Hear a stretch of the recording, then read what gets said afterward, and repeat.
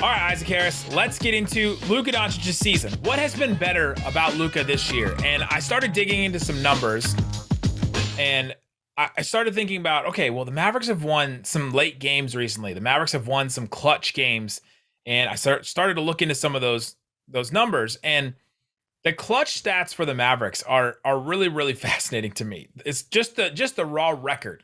So the Mavericks in clutch games, the game is within 5 points, under 5 minutes to go. So it's a close game, basically. Last 5 minutes, it's a close game. At any point during that stretch, it's a close game. The Mavericks are 14-7 in clutch games when Luka plays. That's a really good record. I mean, that's 7 games above 500. That's just a really good record in clutch games. Breaking news. Mavs are good when Luka plays. The Mavericks, when Jalen Brunson plays, are 13-14 in clutch games when Brunson plays. Not that big of a difference. You can't see Isaac's face on the podcast. He made a weird face. So the Mavericks they basically lost 7 more games when Luka is not playing, when Jalen, and it's just Jalen Brunson, right? If you can point at a stat that shows how important Luka is in any way, it's that one. Here's a weirder one. The Mavericks were 5-9 in clutch games when Porzingis played this year.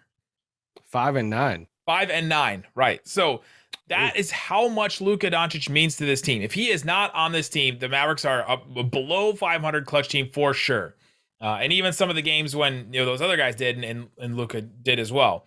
But in the clutch, you start looking at what has changed for Luka this year. What has been different? And obviously, his usage percentage has been up this year. Luka this year is handling the ball more than ever. He doesn't really have anybody else to seems like to pass to at times. His usage is at 37. It's the highest of his career during the regular season. 37%. In the clutch, his usage goes down to 30%. I share a little bit with JB. It goes down. He's sharing the ball a little bit more in clutch time. He only takes 1.9 field goal attempts per game in the clutch. Other guys that have a 30% usage in the clutch are the top guys, the guys that have the highest usage in the clutch, which means these are the guys late in games. They're getting the ball in their hands and nobody else is taking it away from him. No, they're not giving it to anybody else. Trae Young, 49%. That team is literally Trae Young or nothing. 50% of the time, Trae Young ends the possession, basically. Embiid and Jokic at 43%. Durant at 42%. Ja at 40%. Steph Curry, 39%. DeRozan, 36%. LeBron, 35%. Luka is not up there with those guys in terms of usage in the clutch. He's spreading it around. Now listen to the players that are close to Luka in usage percentage in the clutch this year. I'm ready. 30% is where Luka is. Giannis, Chris Paul, Booker, Tatum, Levine, and Fred VanVleet.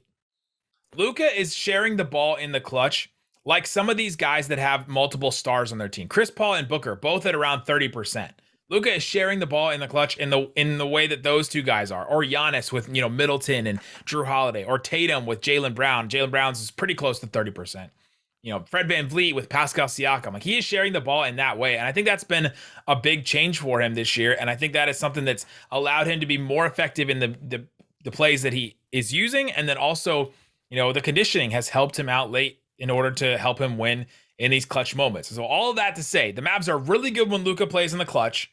He's handling the ball and using the ball less than normal. Still a lot. 30% is still a lot, but less than he does during the rest of the game. They're sharing the ball more, the Mavericks are. They're spreading the ball out more, and it's helping them win games.